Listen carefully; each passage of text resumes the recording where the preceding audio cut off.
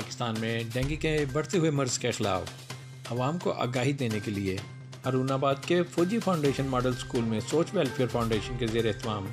Dengue से बचाव seminar मुनक्कद हुआ, जिसमें principal lieutenant colonel retired Azam Shahbaz, vice principal madam Hina Iqbal, सदर Soch foundation Rao Ghulam Mohiuddin, assistant director social welfare Kashif Quraya व दीगर असातिज़ा व बच्चों ने शिरकत की।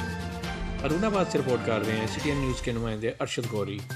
सेमिनार से खिताब करते हुए principal colonel retired Azam Shahbaz का कहना था कि डेंगू वायरस देही इलाकों का मर्ज नहीं है, बल्कि इसके ज़्यादातर केसेस शहरी इलाकों के रिपोर्ट हो रहे हैं।